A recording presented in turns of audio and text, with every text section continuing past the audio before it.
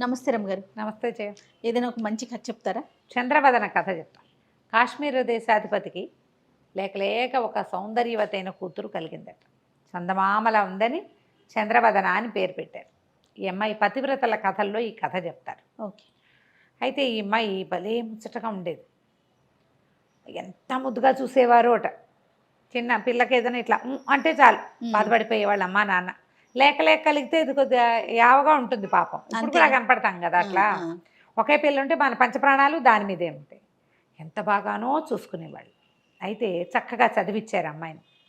ఈ విద్యాభ్యాసాలు అప్పుడు క్రమంగా అమ్మాయికి జగం మిథ్య, బ్రహ్మమే సత్యము అలాంటి భావాలు కలగటం మొదలుపెట్టినాయి. భగవంతుడే సత్యం, ఇదంతా మిథ్య, ఇదంతా జగన్మాయ, ఈ మాయలోంచి బయటపడపోవాలి అని సన్యాసం మీద ఆసక్తి కలిగి ఉంది పాప. ఓకే. అయితే ఏదైనా వివాహము అని సంకల్పిస్తే అమ్మాయికి నచ్చేది కాదు.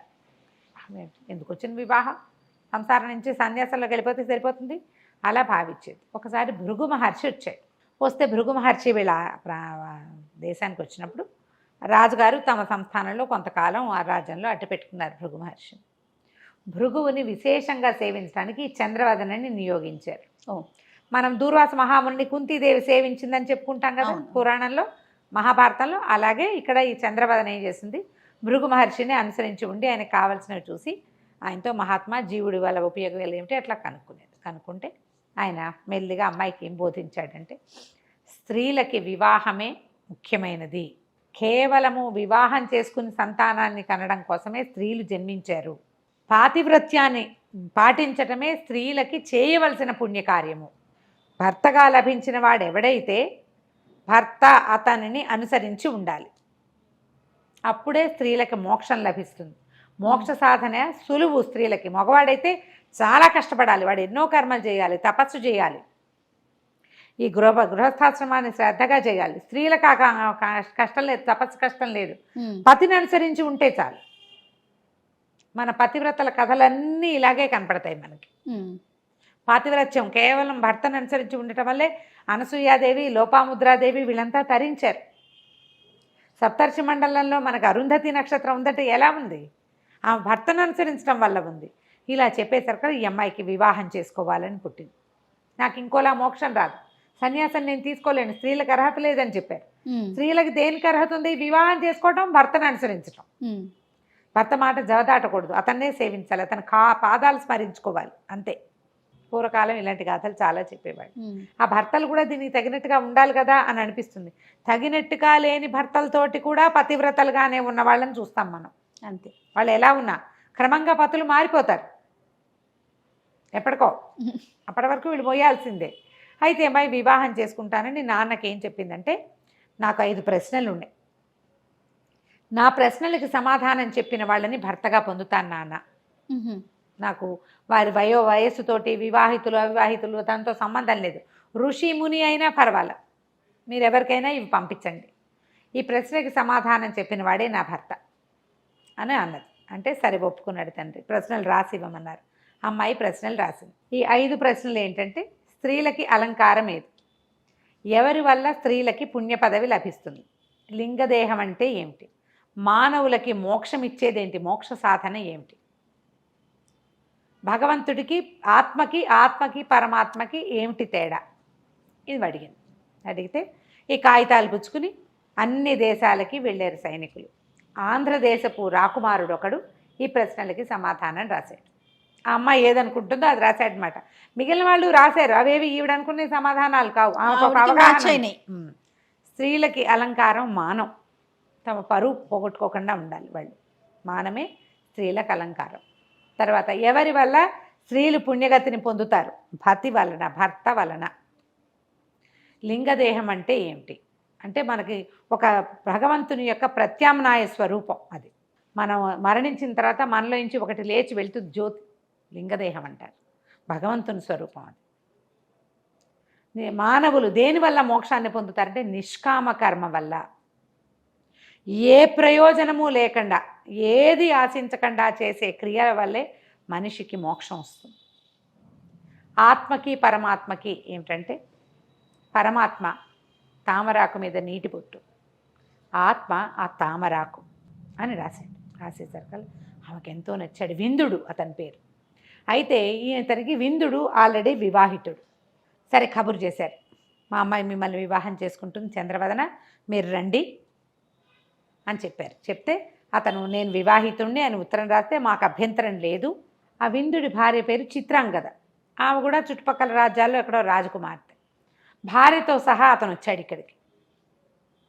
ఆవిడకి వివాహానికి ఒప్పుకుంది. ఆవిడ కూడా అప్పట్లో చేసుకునేవాళ్ళు కదా. అదే కదా. సరే ఈ చంద్రవదన్ని ఇచ్చి విందుడికి వివాహం చేశారు.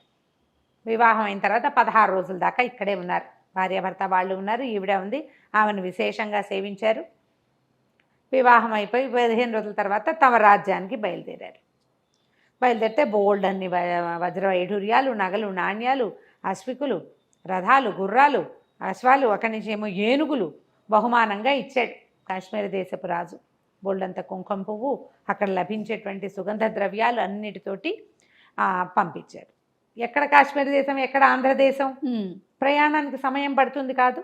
ఇలా వెళ్తూ ఉంటే ఒక అడవిలో పటకుటీరాలు అవి వేసుకుని ఆగేవాళ్ళు.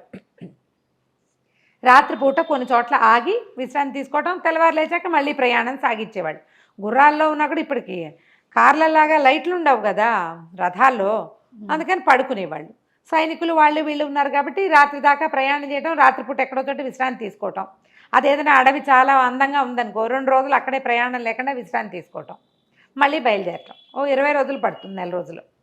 సరే ఈ ప్రయాణంలో ఏమైంది, వింధ్యాటవీ ప్రాంతంలో పటకుటీరంలో 2 భార్యల మధ్య పడుకుని ఉన్న ఈ విందుడిని చూసి చాలా విచిత్రపోయారట. ఎవరు వీళ్ళు? రంభ, ఊర్వశి. వీళ్ళు ఒకనాటి రాత్రి ఆకాశగమనంలో ఎక్కడికో వెళ్తున్నారు. వెళ్తూ ఉంటే అర్ధరాత్రి వేళ లోపల ఉక్కగా ఉందని బయట పెద్ద మంచం వేస్తే రాణులిద్దరూ చెరో పక్కన పడుకుని ఉండగా మధ్యలో విందుడు పడుకున్నాడు. భార్యలిద్దరిని చెరో పక్కన పడుకోబెట్టుకుంది. ఈ పైనుంచి చూసి 2 స్త్రీల మధ్య పడుకుని ఉన్న ఆ యవ్వన పురుషుడిని చూసేసరికల్లా రంభా వరస అబ్బబ్బబ్బా ఎంత కళకళలాడిపోతున్నాడు, ఎంత అందంగా ఉన్నాడని అతన్ని తీసుకెళ్ళిపోయారు. విందుడిని లేవ తీసుకుని తీసుకుపోయారు. వెళ్ళిపోయాడు. తెల్లవారులే చూస్తే ఏముంది, అమ్మాయిలిద్దరు తెల్లమొహం వేసేసరికల్లా ఇక కేకలు పెట్టారు. సైనికులంతా చూశారు. చుట్టుపక్కల అడవంతా వెళ్ళారు, వెతికారు. ఏదైనా జంతువు తీసుకెళ్తే సడన్గా మధ్యలో ఉన్నవాడిని ఎందుకు తీసుకుపోతుంది? పక్కన ఉన్నవాళ్ళు, పైగా కాపలా ఉన్నవాళ్ళు, ఇవన్నీ పోయినాయి. అక్కడి నుంచి చిత్రాంగద ఏమంది, అమ్మా మా చెల్లెలకి చెప్పిందనమాట, తోడుకోడలికి, చుట్టుపక్కల ప్రాంతాల్లోనే మా బంధువులు ఉన్నారు, మా పుట్టింటి వాళ్ళు ఇక్కడ ఉన్నారు, పద మనం అక్కడికి వెళ్ళిపోదాం, మా తండ్రి వెతికిస్తాడు మన భర్త కోసం. అంటే ఆ అమ్మాయి ఏమందట, నా భర్త లభించే వరకు ఇక్కడి నుంచి కదలను, నేను ఈ అడవిలోంచి రాను, నగర ప్రవేశం చేయను ఒంటరిగా, ఏ నగరమైనా సరే, అత్తిళ్ళు కానీ పుట్టిళ్ళు కానీ తోడుకోడళ్ళ పుట్టిళ్ళైనా సరే నేను రాను, నువ్వు వెళ్ళిపో, నేను ఇక్కడే ఉంటాను అందుకే. ఆ చిత్రాంగద ఏం చేయాలో తెలియక వెళ్ళిపోయింది. ఇక్కడ కూర్చున్న చంద్రవదన మాత్రం పక్కనే ఉన్న సరస్సులో స్నానం చేసి భగవతి పేరిట తపస్సు చేయడానికి కూర్చుంది. ఎన్ని రోజులో కూర్చుందిట అట్లాగే. ఈ అడవిలో తపస్సు చేస్తున్న స్త్రీ ఎవరో దేవతలకు తెలియలే. మామూలుగా ఋషులు మునులు వాళ్ళు చేస్తారు, ఇంత తపస్సు తీవ్రంగా. అక్కడి నుంచి దేవతలు ఒకళ్ళిద్దరు వచ్చి చూసి వెళ్ళారు. చూస్తే కొత్తగా వివాహిత 16 సంవత్సరాల అమ్మాయి, కాశ్మీర దేశపు రాజకుమార్తె, ఆమె భర్త కోసం తపస్సు చేస్తుంది.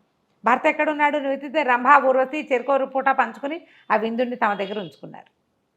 అక్కడి నుంచి ఆయన కేకలేసి, ఆ మానవుల మీద ఆశపడకూడదు, ఎవరు? ఇంద్రుడు అండి. ఆ ఇంద్రుడు కేకలు పెట్టి అతన్ని ఏమో అప్పచెప్పండి, అమ్మాయి తపస్సు చేస్తుందంటే భృగు మహర్షి అనుగ్రహం వల్ల అమ్మాయికి తపస్సు మీద పట్టింది. భర్త కోసం ఏమైనా చేయాలని చెప్పాడు ఆయన. అంతే, భర్త కోసం ఇప్పుడు ఆయన లభించలేదు, ఆయన కోసం తపస్సు చెయ్యి, ఆయనకి ఏదో కావాలి చెయ్యి, అంతే. ఆయన మిస్ అయిపోయాడు, మిస్ అయిన ఆయన వాడి కోసం తపస్సు చేయటం మొదలుపెట్టింది. అక్కడి నుంచి 45 రోజులు గడిచేసరికి విందుని తీసుకొచ్చి బాగా నుంచోబెట్టారు ఈవిడ ముందు.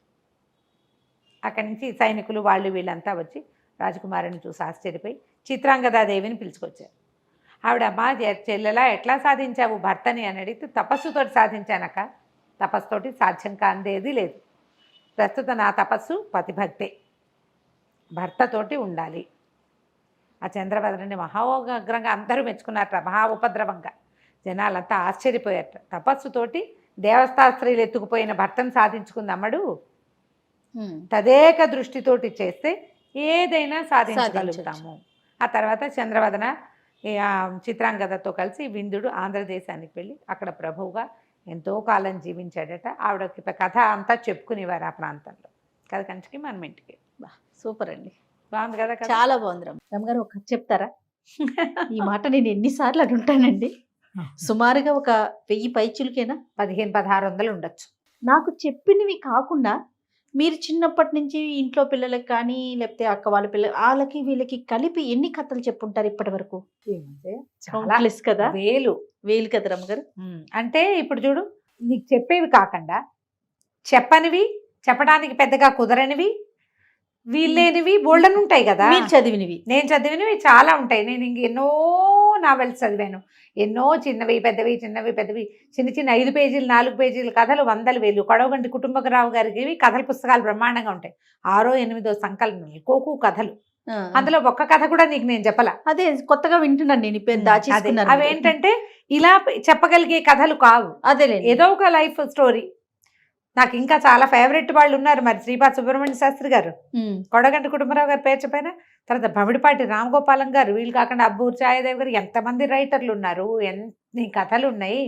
నేను చెప్పినవి కాకుండా కొన్ని వేలు చదివాను నేనే కాదు, పుస్తక పఠనం ఉండే ఆసక్తి ఉన్న వాళ్ళందరూ చదువుతూనే ఉంటారు. ఆ కథలన్నీ నీకు చెప్పే పరిస్థితి లేదు మనకి. అదేలేండి, అంతే, వీళ్ళని బట్టి. అసలు ఉపయోగం ఏంటి రమ్మగారు? మీరు చెప్తున్నారు, నేను వింటున్నా, నాతో పాటు ప్రేక్షకులు అందరూ వింటున్నారు కదా, మీరు కాదు. మామూలుగా అసలు కథల వల్ల ఉపయోగం ఏంటి? మొదటిది వినోదము, విజ్ఞానము, బుద్ధి వికాసము.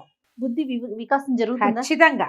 చెప్పే విధానం బట్టి ఉంటుందా? విధానం అంటే కథని మనం సందర్భానుసారంగా ఓ కథ చెప్తాం అనుకో జయ, ఆ సందర్భాన్ని బట్టి మనకి కథ అర్థమైతే ఈ సిచ్యువేషన్లో ఎట్లా యాక్ట్ చేయాలి అనేది తెలుస్తుంది. ఇప్పుడు పంచతంత్ర కథలు ఉన్నాయి, ఏ సిచ్యువేషన్లో రాజు ఎలా స్పందించాలో చెప్పబడిన కథలు అవి.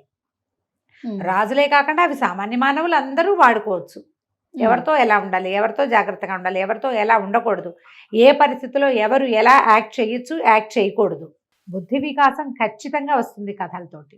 దాన్ని తీసుకునే తీరు. సత్కాలక్షేపం కూడా, టైం వేస్ట్ చేయకుండా మనం ఏదో కాలక్షేపం చేస్తాం, అది మనకు ఉపయోగపడుతుంది. ప్రతి విషయము ఎక్కడో చోట ఉపయోగపడుతుంది. మానసికమైన పరిణతి కథల వల్ల లభిస్తుంది జయ, నా ఉద్దేశం మాత్రం అదే. ఏదైతే మనం సుమన్ టీవీలో కథల సిరీస్ స్టార్ట్ చేసాం, అంతకుముందు చాలా మంది చెప్పారండి.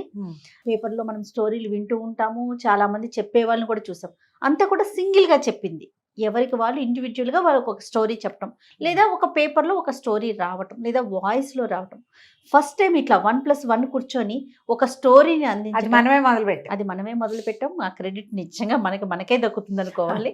నా తర్వాత చాలా మంది చేసిన మన దాంట్లో కూడా నా క్రెడిట్ ఇంకొకళ్ళకి రాలేదు, నేను బాగా నచ్చాను ప్రజలకి. అంటే మీరు చెప్పే తీర్పుడు ఒక్కొక్కరు ఒక్కొక్క విషయానికి కనెక్ట్ అవుతారు కదా, ఆ కనెక్టివిటీ అనేది మీ దగ్గర కథల రూపంలో ఉంది అంతే. అది ప్రేక్షకులు ఆదరించారు, మనం చెప్పుకుంటూ పోతున్నాం. దానికి తగిన సబ్జెక్టు మీరు గ్యాదర్ చేసుకుంటూ ఉన్నారు. చదవటం వల్ల మరి ఎంత చదవాలి, ఎంత తీసుకోవాలి, ఎంతవరకు చెప్పాలో మనం చెప్పాల్సి. మీరు స్టోరీ అనేసరికి చాలా పెద్దది ఉంటుంది కదా, ఏది అవసరమో ఏది అవసరం లేదో దాన్ని కుదించి మెయిన్ పాయింట్స్ వరకు చెప్పి. సో పలకరించిన ప్రతి ఒక్కరు అడుగుతారండి, రమగారిని అడిగామని చెప్పండి ఒకటి, ఆవిడ చెప్పే స్టోరీస్ బాగుంటాయి, చాలా బాగుంటాయి, ప్రతిరోజు మీ స్టోరీతోనే పడుకుంటున్నాం, అలాంటి వాళ్ళు ఉంటారు. అబ్బాబ్బా ఎంత ఆనందం అనిపిస్తుంది అంటే చాలా సంతోషం. కథలకి చాలా ప్రయోజనాలు ఉన్నాయి జయ. మీరు ప్రధానంగా ఒకటి ఆలోచించండి.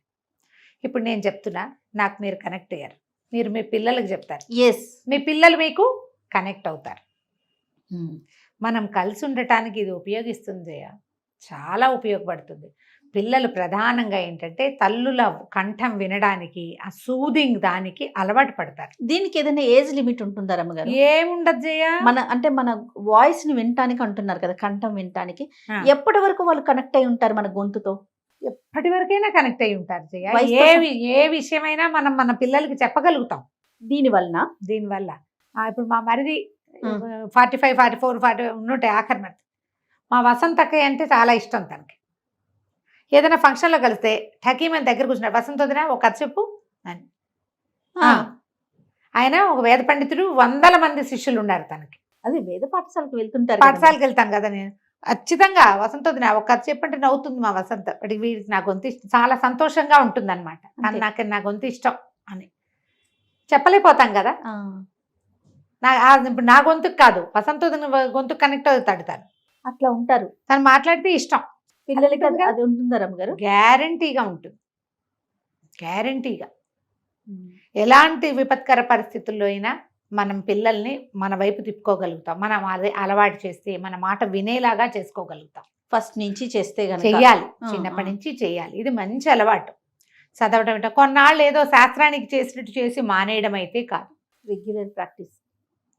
Regular practice. నేను ఇప్పుడేం కథలు చెప్పను జయ, కానీ మా వాడు ఒక క్యారెక్టర్ పేరు ఏదో చెప్తాడు, అది అడుగుతాడు, అమ్మా ఆ రాక్షసుడు అదేదో పేరుంది వచ్చింది ఇక్కడ, వీళ్ళెవరు అని. దాని మీద ఓకే, దాని మీద విషయం మీరు చెప్తారు. ప్రేక్షకులకి ఇంత దగ్గర అవటానికి ఇంకో కారణం ఏంటంటే, చదువుకోని అవసరం లేదు. మనం స్టార్ట్ చేసిన ఈ సిరీస్ లో వాళ్ళు చదవక్కర్లేదు, వాళ్ళు పనులు చేసుకుంటూ అమ్మల స్టోరీలు వినేసి, ఒక మదర్ గారు ఇప్పుడు నేను చెప్తున్నాను రమ్మగారు, ఇప్పుడు మీతో ఉంటాను కాబట్టి నాకు గుర్తుంటది, ఇన్ని స్టోరీల మీద మర్చిపోతూ ఉంటాను. నేను కూడా ఏం చేస్తాను, మీ స్టోరీని పెట్టుకుని వింటా, ఏదో పని చేసుకుంటూ వింటా, అది నాకు నేను చెప్తానికి నాకు ఈజీ అవుతుంది. ఇది ఒకటి మనకి చాలా మార్గాన్ని సుగమం చేసింది అనుకోవాలి. చాలా దగ్గరగా వాళ్ళ ఇంట్లోకి వెళ్ళిపోయాం అనమాట. మీరు ఆలోచించండి, ఏ ఏజ్ వాళ్ళకైనా మంచి మాట ఎవరికైనా కావాలి కదా, ఖచ్చితంగా కావాలి. కానీ మీరు అన్నట్లుగా ఫస్ట్ నుంచి ప్రాక్టీస్ ఉండాలి. ఉంటే ఇంకా బాగుంటుంది. 15 ఏళ్ళు వచ్చేసిన పిల్లలకి మనం స్టోరీ చెప్తామని అప్పుడు స్టార్ట్ చేస్తే వినరు కదా, అది విండో ఇంకొంచెం ముందు నుంచి మొదలు పెట్టాలి. ఒకవేళ పిల్లలకి ఆసక్తి ఉందనుకోండి, వింటారు, చెప్పడం స్టార్ట్ చేయొచ్చు. అవును అవును, స్టార్ట్ చేయొచ్చు, మంచిదే అది. అవును. చందమామలో ఒక కథ ఉంది జయ. ఏంటి కథల ఉపయోగమా? కథల వల్ల ఉపయోగం బాగుంది కదా. వసుంధర గారు రాసిండేమోనని అనుకుంటున్నా, చాలా రోజులైంది, కానీ ఇప్పుడు ఈ సందర్భంగా ఇప్పుడు చెప్పచ్చు మనం. పూర్వం అంట ఒక ఊర్లో కృష్ణశాస్త్రి గారు, కృష్ణ శర్మ అని ఒక ఆయన ఉండేవారు. ఈయన ఏంటంటే మహాపండితుడు, చాలా విజ్ఞాన ఖని ఆయనకు ఒక కుమారుడు ఉన్నాడు, వేద శర్మ అతని పేరు. ఈ కృష్ణ శర్మ గారు ఆ పాండిత్యంతో ఆ శిష్యులు వాళ్ళు వీళ్ళు ఉండేవాళ్ళు, అందరికీ మంచి మంచి కథలు అవి చెప్పేవారు, కథా కాలక్షేపంగా ఉండేది. అయితే ఈయన కుమారుడు కూడా బాగా చదువుకున్న వేద శర్మ రాజుగారి దగ్గర ఉద్యోగం చేస్తారు, వేద పండితుడిగా, ఆస్థాన పండితుడిగా ఉన్నాడు. తండ్రి తాలూకు ఈ పద్ధతి అతనికి పెద్ద నచ్చేది కదా. సాయంకాలం అయ్యేసరికి వాకిట్లో ఎవరో జనం చేరేవాళ్ళు, అందరికీ మంచి మంచి కథలు చెప్పేవారు. ఈయన జీవన రహస్యాలు బోధిస్తూ ఉంటే, ఎందుకు నాన్న ఇట కథా కాలక్షేపం చేస్తావు, ఎందుకు ఇది, నీ విజ్ఞానాన్ని వృధా చేసుకుంటున్నావు, నువ్వు విజ్ఞానం వృధా అయిపోతుంది అనేవాడు. అయితే ఈయన కథల వల్ల చాలా ప్రయోజనాలు ఉన్నాయిరా, నీకు తెలీదు, సందర్భానుసారం ఎప్పుడో నీకు అర్థమవుతుందనేవారు. అయితే ఒకసారి ఏమైంది, రాజుగారి పని మీద ఈయన ఇంకా మయూర దేశమో ఏదో మయూర ద్వీపం, ఒక ద్వీపాంతరవాసానికి వెళ్ళవలసి వచ్చింది. వెళ్తున్నాడు ఆయన. వెళ్తుంటే వేద శర్మతో పాటు కృష్ణ శర్మ గారు కూడా వెళ్ళేసరికల్లా సరే రాజుగారు వాళ్ళు వీళ్ళు చాలామంది చేరారు. మరి అక్కడ ఆగిపోవాల్సి వచ్చింది. వీళ్ళు అయిపోతే రాజుగారు ఆతిథ్యం ఇచ్చారు. రాజుగారి విదూషకుడు కూడా వీళ్ళ ప్రాంతం వాడే అక్కడికి వెళ్ళి స్థిరపడిపోయాడు ఆ మయూర ద్వీపంలో. అయితే ఏమైంది, వీళ్ళేమో శాకాహారులు, మధ్య మాంసాదుల జోలికి వెళ్ళే వాళ్ళు కాదు, అక్కడ అలా అలవాట్లున్న ప్రాంతం అనమాట అది. సరే అందరు భోజనాలకి వాటికి కూర్చుంటే ఈ విదూషకుడు వేళాకోళంగా ఒక 1 డజన్ మద్యాల పేర్లు చెప్పి, పిట్లలో ఎదుపుచ్చుకుంటారండి తమరు అన్నాడు. అనేసరికల్లా ఈయన వేద శర్మ, ఈయనకి ఏం అలవాటు ఉంది, ఇది వెళ్ళిపోయి నాకు అవేమిటో తెలియదండి అంటే అందరూ నవ్వారు. అయితే రాజుగారు లాంటి పెద్ద మనుషులు నవ్వలేదు, కానీ మిగిలిన వాళ్ళంతా నవ్వారు. అయితే ఈ కృష్ణ శర్మ గారు చెప్పారట, తండ్రి ఉన్నాడు కదా, ఇలాంటిది ఒక కథ ఉంది. పూర్వం ఒక రాజహంస ఒకటి ఒక అడవిలో ఉన్న కొంగల చెరువు దగ్గర ఆగింది. కొంగలు రాజహంసకి ఆతిథ్యం ఇచ్చాయి. ఈ ఆతిథ్యం ఏంటంటే, బాగున్నావా, ఏ ఊరండి మీది కనుక్కున్న తర్వాత, ఏమైనా తింటారా, నత్తలు తింటావా, పీతలు తింటావా, ఎండ్రకాయలు తింటావా, చిన్న పొన్న చేపలు ఉన్నాయి అవి తింటావా అని కొంగలన్నీ అడిగినాయి. అడిగితే రాజహంసంది అవేమిటో తెలీదు, నేను అవన్నీ తిన్ను అనేసరికల్లా కొంగలకి, ఇంత చక్కగా ఉన్నావు, అవేవి తినకుండా నువ్వు ఎట్లా బతుకుతావు అంటే, లేత తామరతూళ్ళు తింటాను అని చెప్పింది. కొంగలు ఆశ్చర్యపోయినాయి. అలాగే ఉంటుంది అన్నాడు. అనగానే చుట్టుపక్కల వాళ్ళంతా విరగబడి నవ్వారు. ఇప్పుడు ఈయనకి మద్యం తెలియకపోతే ముందు నవ్వు ఎక్కిరిచ్చారు, అది కూడా తెలియదా అని. ఇప్పుడు చూడు, కొంగ హంస కదా, హంసలు ఎక్కడుంటాయి, అవి మానస సరోవరంలో. అవును. కొంగలకేముంది, ఊరి బురదలో కూడా తింటాయి. అవును. ఇప్పుడు తిననిది గొప్పదా, తినేవి గొప్పవా? చూడు కథలో ఎట్లా వచ్చిందో. దాంతో అందరు నవ్వారు. రాజుగారు కూడా పక్కపక్క నవ్వేశాడు. విదూషకుడు సర్దు కూరుకున్నాడు. సర్దుకునేసరికి సరే మొత్తానికి భోజనాలు గిజనాలు అయినాయి. వీళ్ళు ఇంక కొద్ది రోజులు ఉండవలసి వచ్చింది. మళ్ళా విదూషకుడు పిలిచాడు తమ ఇంటికి భోజనానికి. భోజనానికి పిలిచినప్పుడు చెప్పాడు, నేను ఇవన్నీ తినేవాడిని తాగేవాడిని కాదండి. మనం ఏ ప్రాంతంలో ఉన్నామో ఆ ప్రాంతంలో నేర్చుకోవాలి. ఇక్కడికి వచ్చాకే నేర్చుకున్నాం. మన ప్రాంతాన్ని బట్టి కదా మనం మారాలి. మీరు ఇక్కడ ఎక్కువ కాలం ఉండాలంటే మాంసం తినం మద్యం తాగమంటే ఎట్లా కుదురుతుంది అని అన్నాడు. అనేసరికల్లా తండ్రి వైపు కుతూహలంగా చూస్తున్నాడు కుమారుడు, ఏం కథ చెప్తాడు అని. ప్రజలంతా కూడా చూస్తున్నట్టు, ఆయన చుట్టూతా ఉన్న వాళ్ళంతా. ఈయన అన్నట్ట, పూర్వం ఒకసారి రైతు గొడ్లను తోలుకుని వెళ్ళాడు అడవికి. ఒక సింహం ఆహారం కోసం వాటి వెనకబడింది. అది గొడ్లశాలలోకి ప్రవేశించేసరికి రైతు తెలివిగా తలుపు మూసేశాడు. సింహాన్ని లోపల పెట్టేసి లోపలికి ఉండిపోయింది సింహం. గొడ్లన్నీ బయటే ఉన్నాయి. బయట తలుపేసి ఉంది కదా. 2 వారాల పాటు సింహం లోపలే ఉంది. తలుపు తీయలా. బోల్డంత గడ్డి ఉంది, చాలా గడ్డి ఉంది. జనప గడ్డి ఉంది, ఎండు గడ్డి ఉంది. సింహం నకనకలాడుతూ అలాగే ఉంది. 2 వారాల తర్వాత తలుపు తీస్తే బతుకు జీవుడానికి తన ఆహారాన్ని వెతుకోవడానికి పోయింది. కానీ నువ్వు ఈ పరిస్థితి ఇది వచ్చింది కాబట్టి, నాకు ఆకలిస్తుంది కాబట్టి, ఇక్కడ ఏది దొరకదు కాబట్టి అక్కడ ఉన్నదే తింటానంటే సింహాలు అలా ఎందుకు చేస్తాయి? ఈ మాటకి అందరికీ నవ్వొచ్చింది. ఏమిటి అర్థం? నువ్వంటే ఏదైనా మేస్తావు, నేను మెయ్యను, మేము సింహాలం అలాంటివి. చూడు ఎంత అర్థం వచ్చిందో. సూపర్. నిశ్శబ్దంగా ఊరుకున్నాడు విదూషకుడు. అయితే ప్రయాణంలో తండ్రిని అడిగాడు, నాన్న నువ్వు కథలు ఎంత బాగా చెప్తావు, ఎంత సందర్భోచితంగా చెప్పగలిగావు. నువ్వు ఏమీ అనకుండా, ఒక్క పరుషవాక్యం అనకుండా అవతల వాడి నోరు ముయించేశావు నాన్న కథలతోటి. భలే విచిత్రంగా చెప్పావు, ఎంత ప్రయోజనం ఉంది, మనం ఇలాంటివి చెయ్యము అనే విషయం అర్థమయ్యేలాగా చెప్పావు, ఎంత బాగుందో అని. ఇప్పుడు నాకు కూడా ఇలా నేర్చుకోవాలనుకుంటాను నాన్న, నాకు కొన్ని కథలు చెప్పవా అని అడిగాడు. ఏమిటి తన సమస్య? ఈయన నేను ఆస్థానంలో ఉంటున్నాను, చాలామంది నేను ఆ పరివారంతో నేను చాలా మంచిగా ఉంటాను, కానీ ఎందుకో వాళ్ళు నాతో సరిగ్గా ఉండరు. గట్టిగా ఉంటే వాళ్ళ కష్టం తోస్తుంది, లూజ్గా ఉంటే ఇష్టానుసారం అయిపోతున్నారు. ఏం చేయాలో తెలీదు, వాళ్ళకి చెప్పడానికి కొన్ని కథలు చెప్పు నాన్న అని అడిగాడు. కృష్ణశర్మ గారు ఏం చెప్పాడంటే, పూర్వం ఒక మునీశ్వరుడు ఓ చెరువు గట్టు మీద వెళ్తుంటే అతనికి ఒక పెద్ద పుట్ట సర్పము కనపడ్డాయి. ఆ సర్పము ఆ పుట్టలో ఉండటం వల్ల ఆ చెరువు గట్టు మీదకి ఎవ్వరూ వచ్చేవాళ్ళు కాదు. సర్పాన్ని చూసి బెదురుతున్నారు. అయితే ఈయన ఏం చెప్పాడు ఋషీశ్వరుడు, అమ్మ నువ్వు వీళ్ళని కరవకుండా ఏం చేయకుండా ఉండు, నిశ్శబ్దంగా ఉండు, నీ దారిని నువ్వు ఉండు, నువ్వు తలెత్తి ఇట్లా చూపించేసరికల్లా వాళ్ళు బెదిరిపోతున్నారు, తగ్గి ఉండమన్నాడు. సర్పం ఇట్లా అంటమ్మా అనేసి అట్టా తిరగటం మొదలుపెట్టింది. ఇక ఊళ్ళో జనాలంతా వచ్చి నానా గందరగోళం చేసేవాళ్ళు. అక్కడ మళ్ళీ ఋషీశ్వరుడు తిరిగి వచ్చేసరికి సర్పం బికమొహం వేసుకుని ఉంది, దెబ్బలు తగిలి అక్కడోటి రక్తపు చారికలున్నాయి. ఇదేమిటి ఇటా అయ్యావు మహానాగమా, ఏమైంది నీకు అన్నాడు. మీరే కదండి ప్రశాంతంగా ఉండమన్నారు, ప్రశాంతంగా ఉండేసరికి తగ్గమనేసరికి వీళ్ళు కొడుతున్నారంటే, ఈయన తగ్గమన్నాను కానీ తగ్గించుకోమనలేదు. నువ్వు కాటేందుకోవద్దు, పుసగొట్టు, ఏమైనా చేయగలనని బెదిరించాలి, చేసి చూపించకూడదు. అలాగని నీ దారి నువ్వు పాక్కుంటూ పోకూడదు. సందర్భం వచ్చినప్పుడు ఫెరోషియస్గా చూపించాలి, పౌరుషం చూపించాలి, లేనప్పుడు న్యూట్రల్గా ఉండాలి, అంతే. ఏదైనా వస్తే ఈయన ఒప్పుకోడు అని తెలియాలి వాళ్ళకి. నీకు అర్థమవుతుంది? అవునండి, అవును. ఈయన ఆశ్చర్యపోయాడు, ఎంత బాగా చెప్పావు నాన్న. అవును, నేను స్ట్రాంగ్గా గట్టిగా రుసరుసలాడుతూ దుమదుమలాడుతూ ఉంటే వాళ్ళు సరిగా ఉండట్లా, మెత్తగా నవ్వుతూ ఉన్నానా కుదరటం లేదు, నేను నవ్వుతూ ఉండకూడదు, రుసరుసలాడుతూ ఉండకూడదు, ఈ మధ్య మార్గాన్ని అవలంబించాలని బాగా చెప్పావు నాన్న. ఈ కథ నాకు చాలా ఉపయోగపడుతుంది, ఇక నుంచి నా పరివారంతో నేను చాలా హాయిగా ఉంటాను, రాజస్థానంలో పని కదా అదే అని చెప్పాడు.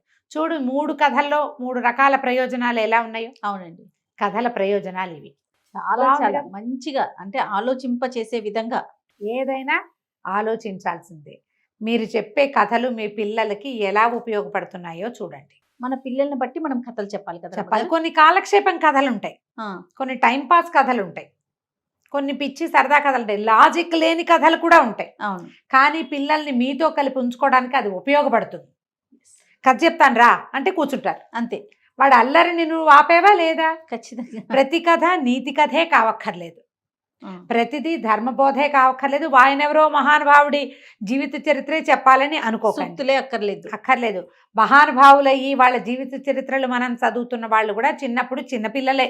వాళ్ళకి ఆటకాయ చేష్టలు, కొంటె పనులు, దొంగ పనులు, అల్లరి పనులు అన్నీ ఉంటాయి. నలుగురితో తిట్టించుకునే పనులు అందరి జీవితాల్లోనూ ఉంటాయి. అందరూ మనుషులమే కాదమ్మా మనం. అవును. పెద్దయ్యాక వాళ్ళు మహానుభావులు అయ్యారు. ఇలా చేసిన వాడు అలా అయ్యాడని చెప్పచ్చు, అలా అయిపోయాడు నువ్వు అలా అయిపో అని చెప్పకూడదు. ఆయన చేసిన అద్భుతాలు చెప్పకూడదు, చిన్నతనం నుంచి ఎలా పెరిగాడో చెప్పుకోవాలి. అది చెప్పకపోయినా పర్వాలా, ప్రతిసారి మనం అలాంటివే చెప్పాల్సిన పనే లేదు అసలు. ఎలాంటి కథలైనా చెప్పచ్చు. కథ అంటూ చెప్పడం అలవాటు చేసుకోండి, మీకు చాలా ఉపయోగపడుతుంది. ఖచ్చితంగా రమ్మగారు. నమస్తే. నమస్తే. ఏదైనా చందమామ కథ చెప్పండి రమ్మగారు. 70s 80s వచ్చి ఉంటుంది. మంచి కథ ఒకటి చదివాను, బాగుంటుంది కథ. ఒక ఊళ్ళో ఓ రామనాథం గారిని ఒక ఆయన ఉండేవారు, భార్య భర్త. ఓకే. అయితే రామనాథం గారికి ఏవో పాట పాడుకుంటూ ఉండేవాడు, సంగీతం మీద ఆసక్తి. వాళ్ళ ఆవిడ చెవులు మూసుకునేది, ఇష్టం లేకనా? ఎంతసేపు ఇలా పెదాలు పాడతావు అనేది, నువ్వు నీ పాట అనేది. చుట్టుపక్కల వాళ్ళు కూడా ఏం పెద్ద ఆసక్తిగా చూపించేవాళ్ళు కాదు. కానీ ఆయన పాడుకుంటూ ఉంటే ఒక ఆత్మానందంగా ఉండేది. ఒకళ్ళకు ఉంటుంది కదా, ఏదో ఒకటి పాడేవాడు. ఆయన నువ్వు పనులు మానేసి పాట పాడుతున్నావు అనేది, లేకపోతే నీ పాట వినలేక వస్తున్నావు అనేది. అయినా కూడా పాపం ఆయన సోలు డెడ్ కాలేదన్నమాట, పాడుకుంటూనే ఉండేవాడు. అయితే ఏమైందట, ఆయన పాటని పెద్దగా పరిగణనలోకి తీసుకోగలిగే పాటగా ఎప్పుడూ లేదు ఆయన జీవితంలో. చుట్టుపక్కల వాళ్ళు అలాగే లలాయి పదాలు పాడతాడు అలా అనేవాళ్ళు. అయితే ఏమైందట, ఒకనాడు వాళ్ళ ఆవిడేదో పక్క ఊరికి వెళ్తే ఈయన సాయంకాలం ఏదో కొంచెం అన్నం వండుకున్నాడు, ఆవు అని ఏదో పాట పాడుకుంటున్నాడు. దారిన ఒక ముగ్గురు పెద్దవాళ్ళు వెళ్తున్నారు. ఈ వెళ్ళేవాళ్ళు చీకటి పడిపోయింది, తలుపు కొట్టారు. బాబు, ఏదో వ్యాహ్యాలకని బయలుదేరాము, చీకటి పడిపోయింది, పక్క ఊరు వెళ్దాం అనుకున్నాము, ఈ రాత్రికి మీ ఇంట్లో ఆశ్రయం ఇస్తారా అంటే, అయ్యో దానికేం బాబు, రండి పడుకుందరు కానీ రండి అన్నాడు. ఏమైనా తిన్నారా అంటే ఏమీ తినలేదన్నారు. సరే, అయ్యో మా ఆవిడ ఉంటే వంట చేసి పెట్టేది, సరే ఏముందిలేండి నేను కూడా ఏదో కాస్త వండి పెడతాను, ఒక ముద్ద ఉడికేస్తా, వద్దన్నారు వాళ్ళు. వద్దులే బాబు, మగవాడివి నువ్వేం చేయకాల్చుకుంటా అంటే, పర్వాలేదండి పర్వాలేదు కూర్చోండి అని ఏవో మంచినీళ్ళు ఇచ్చి, కాస్త తాగడానికి పలచగా మజ్జిగిచ్చి వంటింట్లో కూర్చొని నిదానంగా కాస్త బియ్యం పొంగించాడు, ఒక గిన్నెడు చారు పెట్టాడు, ఏదో నలకంత కూర లాంటిది ఏదో వేయించాడు. ఈయనకి ఏంటంటే ఏదైనా పని చేస్తుంటే ఊ ఊ అంటాం అలవాటు, సాగదీస్తాడు, కూనరాగాలు తీస్తూ పని చేస్తాడు. అదే అటా అటా అటా అటా పాడుకుంటూనే ఉన్నాడు. ఈ బయట కూర్చున్న ముగ్గురు పెద్దవాళ్ళు ఆ పాట వింటూ ఉన్నారు. ఉండేసరికల్లా బయటకు వచ్చాడు, ఆకులు వేశాడు, విస్తలేసి వడ్డించబోతే, బాబు ఏమిటో పాట పాడుతున్నావు, ఒకసారి పాడబోయి బాగా వింటామన్నారు. సిగ్గుపడ్డాడు ఇతను రామనాథం గారు. అబ్బాయి అంత గొప్ప పాట కాదండి, మా ఆవిడ ఉంటే ఈ పాటికి ఎన్ని అర్పులు వచ్చేదో నా మీద అంటే, కాదు కాదు వినడానికి చాలా బాగుంది, నువ్వు ఆత్మానందంతో పాడుతున్నావు, పాడు పాడు ఏం పర్వాలేదని అన్నం వడ్డిస్తుంటే పాడమన్నారు. ఇది ఉత్సాహం, ఎవరైనా బాగుంది బాగుందంటే ఉత్సాహం వస్తుంది. ఈయన చక్కగా బోల్డ్ పాటలు పాడాడు, వాళ్ళకి అన్నాలు వడ్డించాడు, పక్కలేసాడు, కంచ ఆకులు తీశారు వాళ్ళే. ఇతను ఇల్లు వాకిలి సర్దుకున్నాడు. మరి వంట వడ్డితే వంట అంతా వెనక్కి సర్దుకోవాలా, అక్కడి నుంచి పక్కలేసాడు. వాళ్ళు పడుకునేదాకా పాడుతూనే ఉన్నాడు. ఉత్సాహం వచ్చింది. పడుకున్నారు. పడుకున్నాక తెల్లవారుజామున వెళ్ళొస్తాం బాబు, మేము పొద్దునే వెళ్ళిపోతాం అన్నారు. అంటే అలాగేనండి అని, ఏదైనా కోరుకుంటే చెప్పునైనా, ఏదైనా అడుగు, నీ పాట మాకు చాలా నచ్చింది, నీకు అసలు నీ మనసులో ఏముంది కోరిక అని అడిగారు. అడిగేసరికల్లా ఏం కోరిక ఉంటుందండి, ఎప్పటి నుంచో ఒక మంచి వీణ కొనుక్కోవాలని కోరిక నాకు, అది ఎట్లా చక్కటి స్వరం ఉన్న వీణ కావాలి, ఇది నేను పాట పాడితేనే మా ఆవిడ తిట్టిపోస్తుంది, చుట్టుపక్కల వాళ్ళు ఎవరు హర్షించరు, వీణ ఏం చేసుకుంటాను నేను, కానీ ఆ వీణ మీద మనసండి నాకు అని చెప్పాడు. ఓహో బాగుంది అనుకున్నారు, పడుకున్నారు. తెల్లవారేసరికి వాళ్ళు వెళ్ళిపోయారు. కానీ వాళ్ళకి పక్క వేసిన ప్రాంతంలో ఒక చక్కగా బంగారు మెరుగులేంతున్న వీణ మాత్రం కనపడింది. ఆనందం పట్టలేకపోయాడు. వాళ్ళు ఎవరో దేవతలు నాకు ఈ వరం ఇచ్చారనుకున్నాడు. ఆ వీణని ఇట్లా అన్నాడు, అనగా అని మోగింది. అది ఓంకారం వస్తుంది అందులోంచి. మళ్ళీ అన్నాడు, ఇంకోసారి ఓంకారం వస్తుంది. దాని దగ్గర కూర్చున్నాడు. ఆయన చిన్నప్పుడు కాస్త వీణ నేర్చుకున్నాడు, ఆయనకు వచ్చు చిన్నప్పటి వీణ ఏదో. ఆ వీణ తీగలు శృతి అయిపోతే తీగలు శృతి చేసే ఉన్నాయి. వాయించాడు. వాయిస్తే ఎంత బాగుందంటే పాడుకుంటుంటే ఈయనకు వచ్చే ఆనందం కంటే 100 రెట్ల ఆనందం వస్తుంది. అప్పుడే వాళ్ళ ఆవిడ పక్క ఊరు నుంచి వచ్చి సంచి చేత్తో పుచ్చుకుని లోపలికి వస్తూ అట్లా మెస్మరైజ్డ్గా చూస్తూ ఉండిపోయింది. ఆవిడకి కూడా నచ్చింది. ఏమీ అనలా. ఎంత బాగుందయ్యా అంది. ఏ వీణ ఏ ఇది వాయించినా బాగా పలుకుతుంది దాని మీద. ఈయనకి చేత రావక్కర్లా, అది వచ్చేస్తుంది. ఏ ఫీల్తో వాయిస్తే ఆ ఫీల్ రాగం పలుకుతుంది. అది ఆయనకి ఆనందంతో వాయిస్తే ఆనంద భైరవి రాగం వాయించి పారేస్తుంది. చుట్టుపక్కల వాళ్ళంతా వింటారు. ఇక అక్కడి నుంచి చుట్టుపక్కల వాళ్ళు వీళ్ళు అందరూ వింటాం మొదలుపెట్టారు. ఈయన పనే పొంగని టింగ్ టింగ్ అని కూర్చునేవాడు వీణ దగ్గర. జనాలు ఆ రసాంబోధిలో ఓలలాడుతూ ఉండేవాళ్ళు. భార్య ఏమీ కాదనేది కాదు. ఆయన పని అయిపోయేది, ఆయన వీణానందము అయిపోయేది. ఎంతో బాగుంది. ఆయనకి చాలా గొప్ప, చాలా సంతోషం. అంతకుముందు లలాయి పదాలు పెడతావు అని తిట్టిపోసేవాళ్ళు. కిక్కురు మనకండా ఉన్నారు. దాంతో ఒక ఏమంటారు, ఒక మెట్టు ఎక్కాడు అనుకుందాం, అలా అయిపోతాం. అందరూ శభాష్ అంటుంటే ఎలా ఉంటుంది జయ? ఏనుగెక్కినట్టు ఉండదు. ఆనందంతో అలా ఆనందంతో ఎక్కాడు. కొంతకాలం తర్వాత ఏమైంది, ఆ ఊళ్ళో ఒక రంగనాథ శాస్త్రి గారు, రంగనాథాచార్యని ఒక ఆయన ఉన్నాడు, రంగనాథం గారు. ఆయన ఎక్కడికో వెళ్ళి చాలా కాలం తిరిగి వచ్చాడు. వస్తే వాళ్ళ ఆవిడ వాళ్ళ పక్కింటి ఆయన, అబ్బో రామనాథం ఎంత బాగా వాయిస్తున్నాడో వీణ. వాడికి ఏమొచ్చు వీణ రావటం ఏంటి, వీణ అంటే అంత సింపులా, పాటే లలాయి పదాలు వాడివి, ఇంకా వీణ ఒకటే వీడి ఫేస్కి అలాగ మాట్లాడాడు. మాట్లాడితే వాళ్ళ ఆవిడ కాదండి అందరూ చెప్పుకుంటున్నారు, అసలు వీణ వాయిస్తే ఏ రసంలో మొదలు పెడితే ఆ రసం ఉద్వేగం వచ్చేస్తోంది మనకి, మనుషులకి, చాలా బాగుందండి అది అనేసరికల్లా సరే ఈయన ఏమనుకున్నాడు, ఒకనాడు సాయంకాలం నేను వెళ్ళి వినొస్తానని వాళ్ళ ఇంటికి వెళ్ళాడు. ఆ పూట ఈయన ఒక్కడే పోయాడు. ఇంట్లో ఎవ్వరు లేరు. ఈ రామనాథం గారు ఏదో వీణ సవరించుకుంటున్నాడు. ఏమిటో నువ్వెంతో బాగా వాయిస్తున్నావుట, మరి ఏదైనా ఒకటి వాయిచ్చు వింటామన్నాడు. అనేసరికల్లా అంతకుముందు ఈ రామనాథం గారికి తెలిసి రంగనాథ శాస్త్రి ఎప్పుడూ ఇతన్ని విమర్శించేవాడు. ఆయన ఒక పాటి గాయకుడు. ఆ ఊళ్ళో పేరెన్నిక కన్న గాయకుల్లో ఆ రంగనాథం గారు కూడా ఒకడు. ఈ లల్లాయి పదాలు వేసుకుని ప్రతి కచేరీలోనూ తయారవుతున్నాడని అనిపిస్తుంది. మనకి ఎలా ఉంటుంది జయ, ఒక పేరెన్నిక కన్న వాళ్ళు 10 మంది ఉన్నారనుకో, ఒక అప్కమింగ్ వాడినో లేకపోతే ఏదో ప్రయత్నం చేసేవాడినో చూస్తే చిన్న చూపుగా ఉంటుంది. అవును, వీడు ఎక్కాడేమిటి బాధపాటు స్టేజ్కి అనిపిస్తుంది. న్యాచురల్ కదా, ఎంతో కష్టపడి పైకొచ్చా ఇలా వచ్చేసాడు ఏంటి అనిపించింది, అలాగూ అనిపిస్తుంది. దానికి తోడు కొంతమంది నోరేసుకుని విమర్శిస్తారు, అవును నీ ఫేస్కి అప్పుడే నువ్వు ఎక్కేవు స్టేజ్ అని. ఈ రంగనాథం గారు ఆ తరహా మనిషి. ఆయన విద్వత్తున్నవాడే, కాకపోతే అంటాడు గబుక్కన. 2-3 సార్లు ఇతన్ని విమర్శించాడు, నువ్వు నీ లల్లాయి పదాలు అని. సరే ఈయన ఏం చేశాడు, వీణ వాయించడం మొదలుపెట్టాడు. వీణ వాయిస్తుంటే కరుణరసం ఉన్న సంగీతం, అది కరుణరసంతో వాయిస్తున్నాడు. ఈయన ఇట్లా కళ్ళు తుడుచుకున్నాడు రంగనాథం గారు. ఈయన రెట్టించిన ఉత్సాహంతో వాయించేస్తున్నాడు. క్రమంగా అశ్రువులు వచ్చేసి ఏడుపు వచ్చేసి ఆయన వెక్కిళ్ళు పెట్టి ఏడ్చేస్తున్నాడు. ఏడ్చేడ్చి ఆయన అవతల వాళ్ళు అంత ఉద్వేగ పడుతుంటే ఇది ఆపేయాలి. ఆపట్ల అయినా ఈ రామనాథం గారు ఆపట్ల పగ తీర్చేసుకుందాం అనిపించింది ఆయనకి. వీళ్ళు నన్ను అవమానించారు, వీళ్ళ సంగతి చూడాలి అని ఇంకా టంగు టింగు టింగు టింగు వాయించేస్తున్నాడు ఆయన. ఈయన పిచ్చెక్కినట్టు ఏడ్చాడు, శోకాలు పెట్టి ఏడ్చి స్పృహ తెప్పి పడిపోయాడు. ఓకే, అప్పుడు ఆపాడు. ఆపేసరికి చుట్టుపక్కల వాళ్ళు చేరారు. అయ్యో రామనాథం గారు పడిపోయాడని ఈయన లేవ తీసుకుపోయారు. ఈయనకు ఒక పగ తీరిన ఒక భావన వచ్చిందనమాట. వీణ పక్క పెట్టాడు, నిద్రకు ఉపక్రమించాడు. తెల్లవారేసరికి వీణ లేదు, మాయమైపోయింది. పొద్దున మళ్ళీ 11 గంటలకి జనాలు వీణ వినడానికి వచ్చేసరి పని అయిపోయాక ఏది వీణే లేదు. వీణ ఇంట్లో నుంచి మాయమైంది.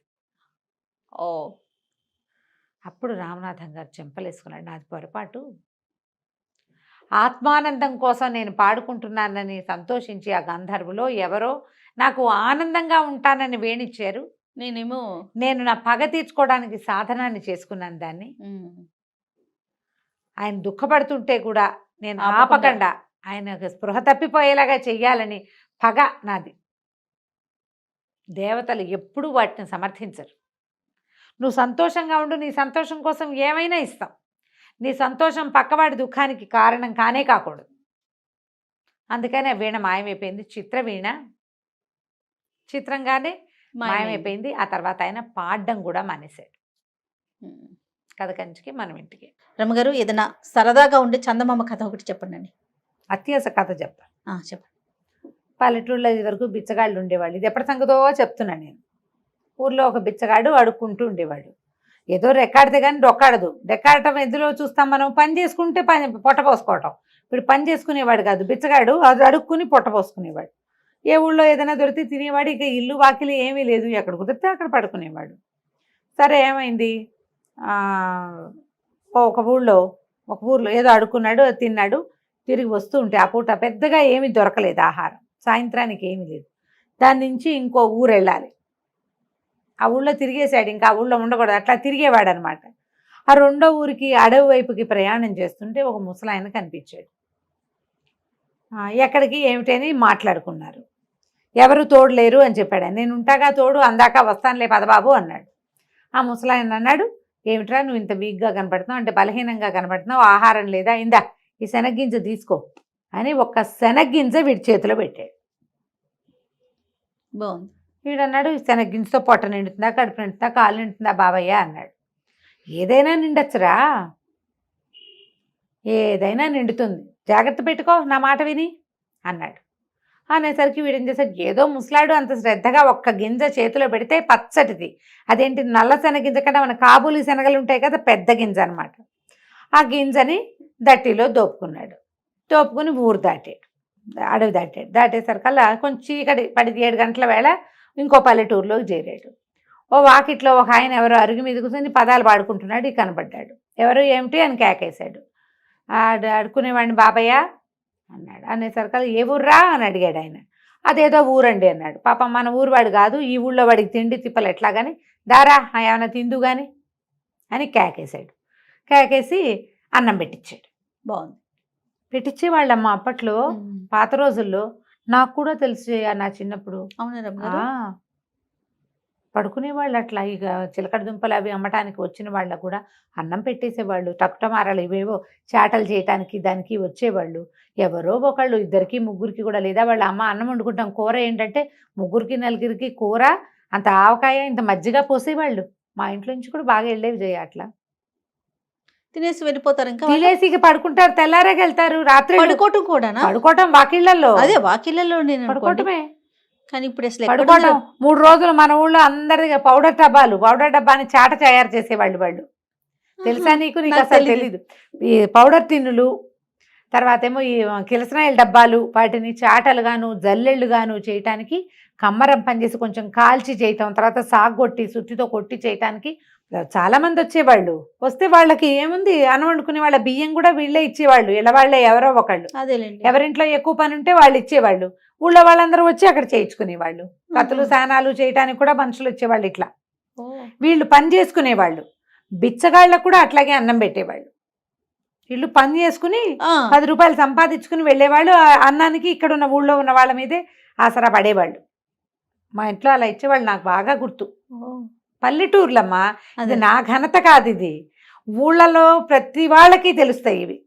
పల్లెటూరు జీవితాలు 50 ఏళ్ల క్రితం జీవితాలు తెలిసిన వాళ్ళకి అందరికీ తెలిసిన వ్యవహారమే. ఇలా ఎవరైనా బాబయ్య రాత్రిపూట అన్నం దొరకలేదంటే ఎవరో ఒకళ్ళు ఏముంది రేపొద్దుటికి ఉంచుకున్న అన్నం పడేసేవాళ్ళు, ఈ పూటకి అన్నం పెట్టేసేవాళ్ళు. అన్నం తింటే ఆ బయట ఎక్కడో గావంచా పరుచుకుని పడుకునేవాళ్ళు. పడుకోరా అన్నారు.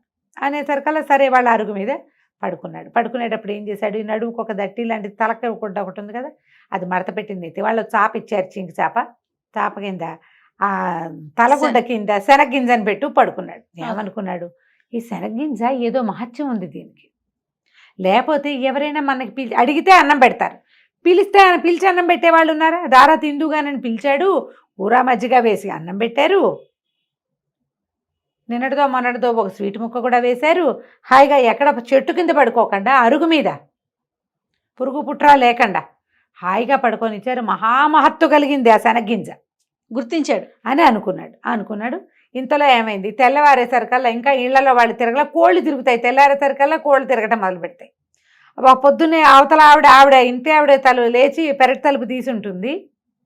ఇంకా వీధి వాకిళ్ళవి తీల. ఈ గొడ్లకు పాలు తీయటాలు కోడి బుట్ట తీయటాలు అవి చేస్తారు కదా, బుట్ట ఓపెన్ చేస్తే అవి తిరుగుతుంటాయి. ఆ తిరుగుతున్న కోళ్ళలో ఒక కోడి, ఓ పూల కోడి తక్కువ తక్కువ అవి ఇవి ఏరుకుని తింటూ వీడి గుడ్డ ఇట్లా తలగుడ్డ ఇట్లా తీయగానే ఆ కింద కనపడిన శనగింజలను లటక్కని తినేసింది. ఓహో. లబో దిబోమన్నాడు, మీ కోడి దొంగ మొహంది నా గింజ తినేసింది, అది మహత్తు కలిగిన గింజ, ఆయన ఎవరో మహానుభావుడు ఇచ్చాడు అని కేకలు పెట్టి గోల్ చేశాడు. ఇంట ఆయన అన్నాడు, ఏం చేతుండ్రా, పోని ఒక సేరు శనగలిస్తాను తీసుకో అంటే, కాదండి నాకు ఆ మహిమ గల శనగ్గింజే కావాలి, ఆ గింజ వల్లే నాకు రాత్రి అన్నం పుట్టింది, నేనేదో ఒక సంచిలో పడేసిన అన్నం తినేవాడిని, ఆకేసుకుని అన్నం తిన్నా రాత్రి దానివల్లే, కాబట్టి నాకు కుదరదన్నాడు. అనేసరికి ఆయన విసుగుపుట్టి, ఏ కోడిరా నీ శనగింజ తినది అని అడిగి, ఆ తెల్లపోలు కూడా దాన్ని తీసిపోన్నాడు. వాళ్ళ ఇంట్లో బోళ్ళు కోళ్ళు ఉన్నాయి. ఈయన కోడిని వెంబడి పెట్టుకుని వెళ్ళాడు. కోడిని వెంబడి పెట్టుకున్నాడు. ఆ పూట వాళ్ళు వెళ్ళేటప్పుడు కాస్త చద్దన్నం ఏదో పెట్టారు, అది తినేశాడు. మరి అన్నం కూడా లభించింది. కోడి ఒకటి లభించింది ఎక్స్ట్రా, గింజ వల్ల కోడి వచ్చింది, బాగుంది. కోడిని మోసుకుంటూ పోయాడు, చంకలో పెట్టుకున్నాడు. దానికి కొంచెం మనం అలవాటు అవ్వాలి కదా, మధ్యలో ఎక్కడో పడుకున్నప్పుడు దాని కాలుకో తాడు కట్టి ఓ సన్నది గావంచాని పేని సన్నగా వచ్చే ముఖ చించి పేని తాడు కట్టి తన దగ్గరే ఉంచుకున్నాడు. సాయంత్రానికి ఇంకో ఊరు చేరాడు. ఈ ఊర్లో చాలా పెద్ద కమత ఉన్న ఒకళ్ళ వాకిట్లో కూర్చున్నాడు. కూర్చుంటే వాళ్ళు అన్నం పెడతామన్నారు. సరే, అక్కడ వాళ్ళవే బోల్డ్ కోళ్ళు తిరుగుతున్నాయి. తన కోడిని కూడా కట్టేసి తన దగ్గర పెట్టుకున్నాడు. వాళ్ళు ముద్ద అన్నం పెట్టారు. వాళ్ళ వాకిట్లో పడుకున్నాడు. పడుకుంటే తెల్లారేసరికల్లా ఏమైంది, తెల్లవారేసరికల్లా వాళ్ళ కోళ్ళ గంప తీశారు. ఊళ్ళల్లో ఇలాగే కదా జరుగుతాయి. ఆ కోళ్ళన్నీ తిరుగుతుంటే వీడి కోడి వీడు కూడా ఏం చేశాడు, కాస్త మాగనగానే ఇద్దరు కళ్ళు తెరిచి కోడి తాడు కూడా తీసేసాడు. అది పోయి అక్కడ ఉన్న కోళ్ళతో తగాదా పెట్టుకుంది. కోళ్ళు ఎక్కరిసి పొట్టాడుకుంటాయి. ఇది అటు పొట్టాడుకుని ఇటు పొట్టాడుకుని అక్కడ వాళ్ళకి బోల్డంత కమతం, బోల్డన్ని ఆవులు గేదెలు గొడ్లు ఉన్నాయి. ఇది పోయి అక్కడ పరిగెడుతూ వాటి కోళ్ళతోటి పరిగెడుతూ ఒక ఆవేయ ఒకటి నుంచుంటే ఆవు పేయ అంటే ఆవు దూడ దాని కాళ్ళ సందులోకి వెళ్ళి అదేమో కంగారు పడి తొక్కేసింది. కోడి కాస్తే చచ్చూరుకుంది. అయ్యో, చచ్చిపోయేసరికల్లా మరి ఏం చేయాలి, బయటకు వచ్చాడు. చూసుకున్నాడు, అమ్మో నా కోడి చచ్చిపోయిందో అని గోల పెట్టాడు. ఇది మహత్తు కలిగిన కోడి, దీనివల్లే నాకు అన్నం పుట్టింది అన్నాడు. వాళ్ళు ఇంకో 4 కోళ్ళు ఇస్తాను తీసుకోరా అన్నారు. ఆహా, చివరికి ఆ ఇంటి ఆయనకి విసుగుపుట్టి, కోడి సరేలే ఇది మేము కూర అనుకుంటాం కానీ ఇప్పుడు అది ఏ 50 అయితే కోడిని తన్నేసిందో తొక్కేసిందో దాన్ని తను తీసుకుపోరా అని. కోడి కాస్త దూడపిల్ల అయింది. దూడపిల్ల అనకూడదు, దూడ అంటేనే పిల్ల, ఓహో, పిల్ల అంటే పిల్ల, 2 పేదాలు ఉండకూడదు, ఆవు దూడ. ఈ దూడ మెడలో పలుపు తాడు ఒకటి కట్టారు, వీటి చేతిలో పెట్టారు. అది పాలు వదిలేసింది, ఆ మాత్రం ఉంది, పాలు తాగే దూడ కాదు, కొంచెం పెరిగింది. సరే, ఆ దూడని వెంబడి పెట్టు తీసుకుపోయాడు. 3వ రోజు ఈసారి ఒక పెద్ద కామంది గారి వాకిట్లో ఆగాడు. వాళ్ళు దూడను చూసి కొంచెం ముచ్చటపడ్డారు. ఆ ఇంట్లో వాళ్ళంతా సరదా పడ్డారు. అబ్బో దూడ వల్లే బాగుందిరా, ఆవు దూడ ఎక్కడ తెచ్చావు ఏమిట్రా, మాకు డబ్బులు ఇస్తాము ఇవ్వరా అంటే, అబ్బాయి లేదండి ఇది చాలా అదృష్ట ఆవు దూడ అన్నాడు. సరే, వాళ్ళు కూడా ఆ దూడకు 2 గడ్డి పరకలేసి వాళ్ళు వీడికి అన్నం పెట్టారు. రాత్రి పొట్ట నిండిపోతుంది, ఎక్స్ట్రా వస్తున్నాయి. సరే, ఏమైంది, తెల్లారాక వీడికి వాళ్ళు సర్దిపోస్తామన్నారు. దూడ అటు ఇటు తిరుగుతుందని బెళ్ళకు కట్టిన తాడు పలుపు తాడు వదిలేశాడు. అది అటు ఇటు తిరుగుతూ వెళ్ళి గుర్రాలు ఘాట్లో గడ్డి మేస్తుంటే పోయి ఆ గడ్డి పరకలకి ఆశపడి ఆ గుర్రాల వైపుకు పోయింది. పోయేసరికల్లా ఏమైంది, ఒక గుర్రం రణపెంకెది, మామూలు పెంకితనం కాదు దానికి. ఆ పెంకెగా గుర్రం కాస్త అటు ఇటు తిరుగుతున్నటువంటి 50ని వెనకాళ్ళతో ఒక్క తన్నింది. ఈ దూడ ఎగిరి అవతల పడి కళ్ళు వాల్చేసింది. రామా, వీడు లబో దిబోమన్నాడు బిచ్చగాడు, పడేస్తున్నాడు. బంగారం అంటే 50 ఇటు అయిపోయింది, మేమేం చేతును అంటే, వాడు ఇంకో 50 ఇస్తాను రా, పోనీ ఇక్కడే ఉండు, నువ్వు పని చేసుకుందు కానీ అంటే, పనికి నేను చేయనండి, నాకు వచ్చినాయి ఇవన్నీను, హాయిగా అన్నం వస్తుంది అనేసరికల్లా వాళ్ళకి విసుగుబుట్టి, ఈ మకురు గుర్రం ఇది ఎలాగో మాట ఎందుకు చావదు, గుర్రాన్ని తీసుకుంటావురా అన్నారు. ఇంతుండే ఆవు దూడ ఎక్కడ, అంత ఎత్తుండే గుర్రం ఎక్కడ, గుర్రాన్ని ఎక్కడైనా అమ్ముకుంటే డబ్బులు వస్తాయి. సరే, ఇది బాగానే ఉందని మరి గుర్రాన్ని తీసుకెళ్తానండి అన్నాడు. గుర్రాన్ని తీసుకుని నడిపించుకుని తీసుకెళ్తా మొదలుపెట్టాడు. ప్రతి వాళ్ళకి వీడి గుర్రం నచ్చుతుంది. ఎంత బాగుందో ఎంత బాగుందో. సరే ఈసారి ఏమైంది, ఒక సత్రానికి వెళ్ళాడు. అయితే వాళ్ళు ఏం చేశారు, వీడికి ₹1 కూడా ఇచ్చారు. గుర్రం ఇచ్చి రూపాయి ఇచ్చారా? ₹1 ఇచ్చారు ఊరికే. ఆ పూట అయితే ఆ రోజు ముందు రోజు అక్కడక్కడ అడుక్కున్న డబ్బులు కూడా ఉన్నాయి, వాడి దగ్గర డబ్బులు ఉన్నాయి కాస్త. ఓ సత్రం దగ్గర ఆగాడు. మరి ఇప్పుడు గుర్రానికి మాలిషు దాణా గీణా కావాలి. ఎవరి వాకిట్లోనే ఆగితే దానికి తిండి వాళ్ళేం పెడతారు? సత్రంలో అయితే తనకు అన్నం పెట్టి తన దగ్గర డబ్బులు ఉన్నాయి కదా, దానికి ఏదో దాణా పెడతారు అనుకున్నాడు. సరే ఏమైంది, ఈ గుర్రాన్ని ఓ పక్కన కట్టేశాడు, లోపలికి వెళ్ళాడు. సత్రం వాళ్ళు చూస్తే ఏమైంది, ఆ సత్రం యజమానికి ఒక పిల్ల ఉంది. వీడికి ఏమొచ్చింది బుద్ధి, ఇప్పటిదాకా వాటంతట అవి జరిగినాయి. ఏదో ఒకటి చేసి ఈ సత్రం యజమాని మాయ చేస్తే వీళ్ళకు ఒక పిల్ల ఉంది, పిల్ల నుంచి పెళ్లి చేసి తన సత్రంలో ఉంచుకుంటారనుకున్నాడు. ఇప్పటిదాకా కాకతాళీయంగా జరిగినాయి. వీడికి ఆశ పుట్టేసింది. ఇప్పుడు ఆశ పుట్టి ఎలాగైనా ఈ గుర్రాన్ని ఏదో ఒకటి చేసైనా మీ వల్లే అయ్యిందని అనాలనిపించేసింది. అనిపించి సరే ఏం చేశాడు, మా గుర్రానికి దాణా భోజనం పెట్టండి, అవి పెట్టండి, ఇవి పెట్టండి అన్నాడు. ఇతనికి ఒక కూతురు ఉంది కదా, ఈ పిల్ల కొంచెం యాక్టివ్ పిల్ల. అదేం చేసింది, ఓ చెరుగడ తీసుకెళ్ళి ఆ గుర్రానికి అందించింది. ఇది ఒక గట్టు మీద నిలబడి ఆ చెరుగడ అందించేసరికల్లా అదేదో ఇట్లా పొరపాటున దాని గొంతులో గుచ్చుకున్నట్టు అయింది. గుర్రం కాస్త మెడవాల్ చేసింది. అది ఆరోగ్యకరమైన గుర్రం కాదు. ఇక వీడు అరిచరిచి కేకలు పెట్టి పోట్లాడాడు. ఇక మామూలుగా పోట్లాడ. సత్రం యజమాని కాదు, అతను గుమాస్తా. ఆ సత్రం నడుపుతాడు, జీతం రాళ్ళకే పనిచేస్తాడు. ఏం చేస్తారు వాళ్ళు, గుర్రం ఇంకోటి కావాలంటే ఎక్కడి నుంచి ఇస్తారు, నాకు ఇంకో గుర్రం కావాలన్నాడు.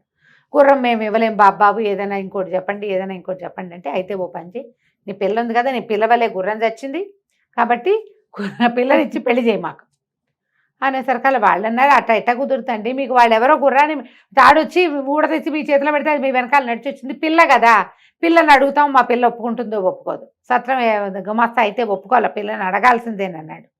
సరే వాళ్ళ అమ్మ అంది, అడిగేదేమిటి పిల్లని, అదే ఒప్పుకుంటుంది, ఏం పర్వాలేదులేండి నేను ఒప్పిస్తాగా అంది. అన్నాక ఏమైంది, సరే ఇద్దరు ఏదో మాట్లాడుకున్నారు. మర్నాడు పొద్దున చెప్పింది, అల్లుడు గారు మీ అంత మహానుభావులు ఇంకెవరు లేరు, మీ గుర్రాన్ని బదులు మా పిల్లని ఒప్పుకున్నారు, మా పిల్ల మాత్రం రాకాశం ఉండ కానీ అది ఒప్పుకోవటం లేదు, ఓ పని చేద్దాం, దాన్ని ఏం చేస్తానంటే సంచిలో వేసి మూట కట్టేస్తా, పిల్లని మోసుకెళ్ళిపోండి మీరు ఎక్కడో చోటికి, ఎక్కడికైనా తీసుకెళ్తే ఇంకా చచ్చినట్టు మీతో పాటే ఉంటుంది, అది రాకాసి పిల్ల విందు మాట. ఇప్పుడు ఇక్కడైతే విందు, మీ దగ్గరికి వచ్చేసాక వెనకేం చేస్తుంది, మరి బస్తా ఒక గోను సంచి వేసి మూట కట్టేస్తానండి, మూట మోసుకెళ్ళండి. బాగానే ఉంది, మూట మోసుకుంది. పిల్లని ఇస్తామంటే ఏమిటి, రేపొద్దున వాళ్ళ పిల్లని వాళ్ళు చూడరు, ముందు పెళ్ళి అయిపోవాలి. సరే పెళ్ళి అయిపోతే చాలు అనుకున్నాడు. వాళ్ళు ఏం చేశారు, ఆ పిల్లని ఒక మూటలో కుక్కి దాన్ని మూతి కట్టేసి, పెళ్లి చేశాక పెళ్లి చేయలే మరి పెళ్లి చేయడానికి, పెళ్లి కాదు నేను కూర్చొని అంటోంది, డైరెక్ట్ గా మూట కట్టేశారు. కట్టేసి అప్పచెప్పారు. ఆ మూటను మోసుకురాలేక చచ్చాడు వీడు. ఆ లోపల ఉన్న వాళ్ళు ఎగిరి గంతులేస్తుంటే ఎట్ట తీసుకొస్తాడు, అదే కదా, ఎటా గొటా తీసుకొచ్చి ఒక అడవిలోకి చేరాడు. ఆ పిల్లని మూత సంచి ఊడదీసి నేనే నీ పతిని అందామనుకున్నాడు. మూట ఊడదీసేసరికల్లా ఆ మూటలోంచి పెద్ద కుక్కోటి బయటకు వచ్చింది. వాళ్ళు వీడిని వదిలించుకోవడానికి ఏం చేశారు, తమ వాకిట్లో ఉన్న ఒక ఊర కుక్కని అందులోకి సంచిలోకి వేసి కుట్టేసి ఇచ్చేసారు. మంచి పని చేశారు. అయితే పిల్ల కావాలి వాడికి. అది కాస్త ఆ పొద్దున్న నుంచి వీడితో మోయబడి ఉందేమో, తిక్క పుట్టిపోయింది సంచిలో. అది ఒక్క అమాంతం వీడి మీదకి లంఘించి ముక్కు కొరికేసింది. ఇంకేం చేస్తాడు, పారిపోయింది బండి, ముక్కు కొరికేసి, ముక్కు నెత్తురు గారుకుంటూ ఉంది. ఇక అన్నం ఎక్కడిది సున్నం ఎక్కడిది అడవిలో. ఆ గూడు సగం చిరిగిపోయిన ముక్కుకి ఎట్టగొట్ట పట్టీలు కట్టుకుని మళ్ళీ ముష్టడి కోటం మొదలుపెట్టాడు. అడ్జస్ట్ కాదు, ఆశపడకుండా ఒక చోట ఆగుంటే అంత అయ్యేది కాదు. ఈ గుర్రాన్ని పిల్లకి మారు చేద్దాం అనుకున్నాడు, అక్కడ చెడిందనమాట. అన్ని చోట్ల అందరూ అవకాశం ఇచ్చారు, ఉండరా నాయనా ఇక్కడ బతుకుంటే ఒప్పుకోలేదు. అలాగే అత్యాశ పడతారు ప్రజలు. అవునండి, ఆగరు, ఒక చోట ఆగరు, ఇంకా ఏదో వస్తుంది అనుకుంటారు, ఇంకా ఏదో వస్తుంది అనుకుంటే ఇగో ఇలా అసలుకే మోసం, ముక్కు ఊడిపోతుంది అనమాట. కంచికి మనం ఇంటికి. భలే సరదాగా ఉంది రమ్మగారు. నమస్తే అండి. నమస్తే.